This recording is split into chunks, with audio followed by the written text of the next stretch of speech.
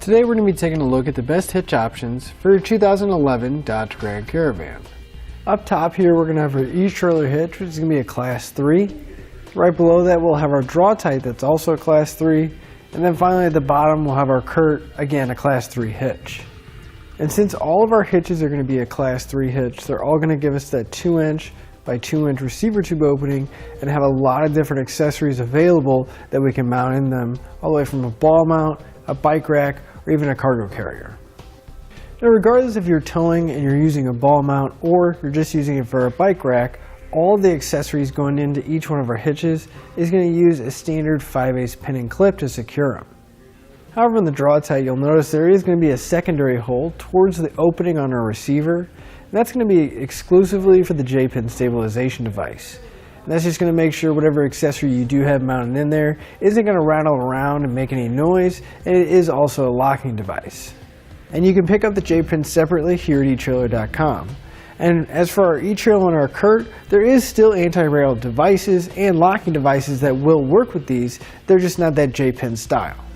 Aside from all three hitches being a Class 3, they're all going to have a very similar design to each other, which means they're going to look the same on our Caravan. The cross tube is going to be behind the bumper, and all we're going to see is that receiver tube sticking out. And since they're going to share such a similarity when it comes to design, they're going to install exactly the same. None of them are required any kind of drilling, and they're all going to use factory hardware. So we're just going to have to simply pull out a couple bolts, put our hitch up, and then replace it.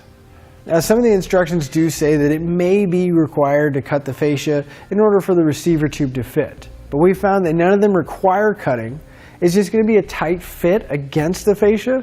And personally, I would rather not cut it. That way if I ever did remove the hitch, I don't have a hole at the bottom of my fascia.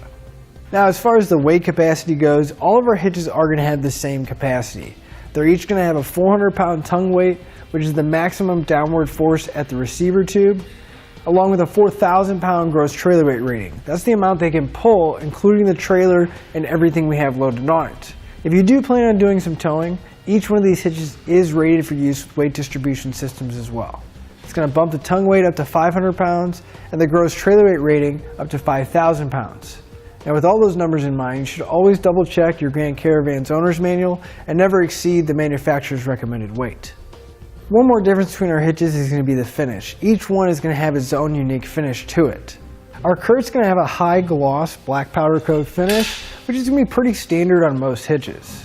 The Draw-Tite's going to have a black powder coat finish, but it's not going to be quite as shiny as the CURT. It's more of a semi-gloss finish. The eTrailer is going to have a flat black carbide finish, which is going to blend in really nice at the bottom of our Grand Caravan and be less noticeable. And since it is a flat black, it's going to hide scratches and dirt a lot better than the really shiny material. With all three of our hitches being so similar, it's really going to come down to which hitch you like the looks of the most, or if you have brand loyalty. But we hope this information has helped you whenever looking for a hitch for your Dodge Grand Caravan.